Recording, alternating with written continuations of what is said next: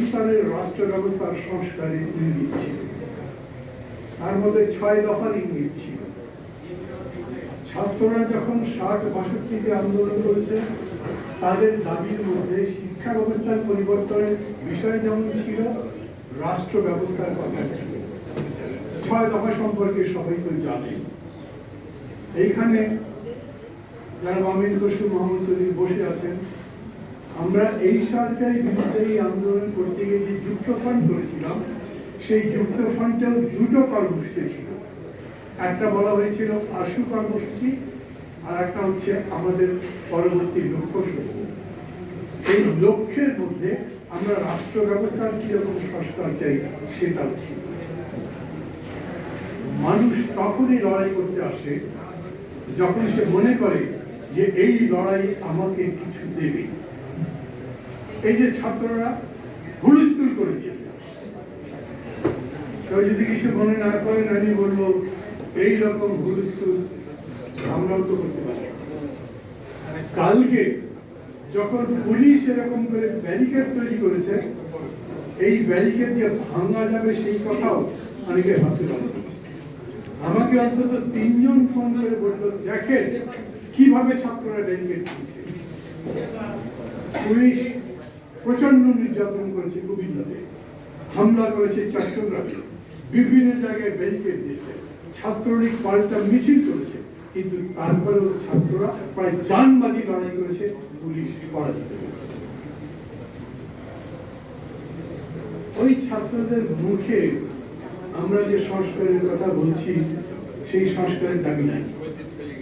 ওই ছাত্রদের কর্মসূচির মধ্যে বেগম জিয়ার মুক্তির দাবি নাই।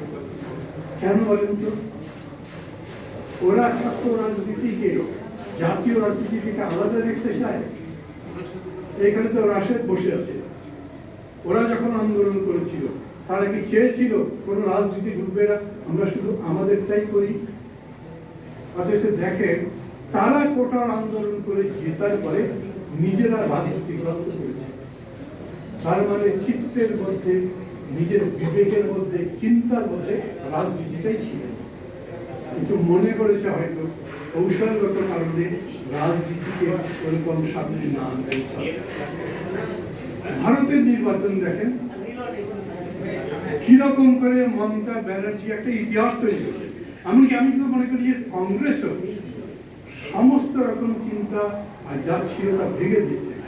ওরা বলেছিল দেশ কি এইবার 400 পার, ওই 400 পার একসাথে ভ্রষ্টাচারের বিরুদ্ধে, চাকরির পক্ষে যেরকম করে স্লোগান তুলল, মানুষ ভোট করতে দিল।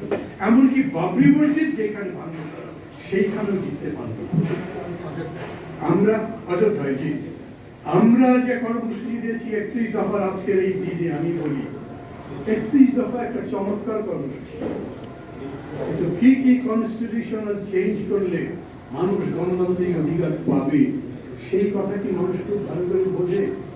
সাধারণ মানুষ যখন বরঞ্চ মনে করে সিএমএম কোর্টে গেলে বোঝে যে কত বড় অনাচার চলছে। কারণ পাওয়া উচিত জামিন, জামিন দেয় না, ঘুষ না দিলে কোনো কাজ হয় না। তারা মনে করে এইটার কিরকম করে পরিবর্তন করা হয়। এই জন্যে আমাদের এগুলোর মধ্যে আরো সেই কথা যেরকম করে লক্ষ্মী ভান্ডার হয়েছে, যেরকম করে কংগ্রেস কর্মসূচি দিয়েছে, যেরকম করে কেজরিওয়াল দিয়েছে, সেরকম করে এমন কর্মসূচি সংযুক্ত হতে হবে। এমনও হতে পারে এই যে কোটার দাবি, সেটাও আমাদের দাবি আমার মধ্যে আসতে পারে, যাতে ছাত্রদেরকেও আমরা অন্তর্ভুক্ত করতে পারি এবং বড় আন্দোলনের পথে পা বাড়াতে পারি। সুধীমণ্ডলী, আমরা এমন একটা জায়গায় দাঁড়িয়ে আছি, আমাদের মনে করতে হবে আমাদের পেছনে 15টা বছর আছে। এই 15 বছরের দিকে যদি আমরা ফিরে তাকাই, তাহলে তার মধ্যে সাফল্য কতখানি আর কতখানি সাফল্য নয়, সফল হতে পারিনি, তার একটা বিরাট গল্প রচনা করা যায়। কিন্তু আজ আপনি যে গল্প রচনা করতে যাচ্ছেন, তাকে সাফল্যের ইতিহাসই দেখাতে হবে।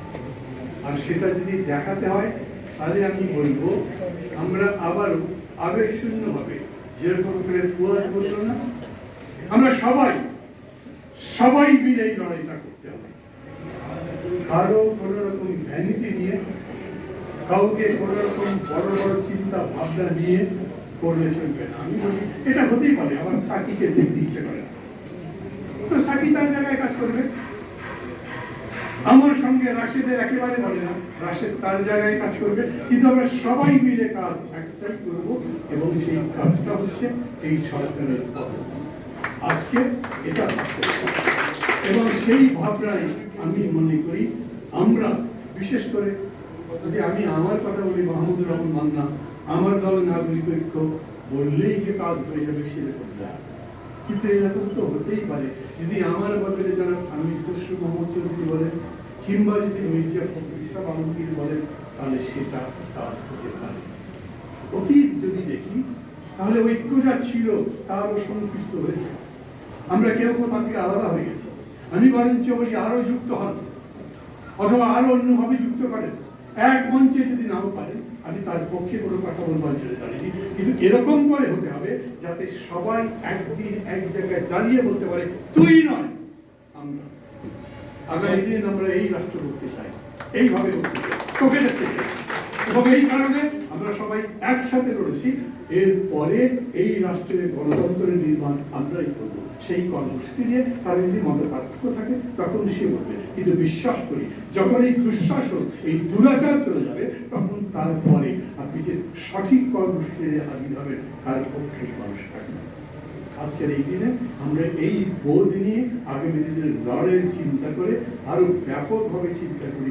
যেরকম করে ওরা ব্যারিকেড ভেঙেছে, আবার আন্দোলনের নামে সেই 28 অক্টোবর আসবে, আবার প্রশ্ন আসবে, আবার লাঠি টিয়ার গ্যাসের বিরুদ্ধে জবাব দেবে বাংলাদেশ। সেই করে ভালো থাকবেন সবাই।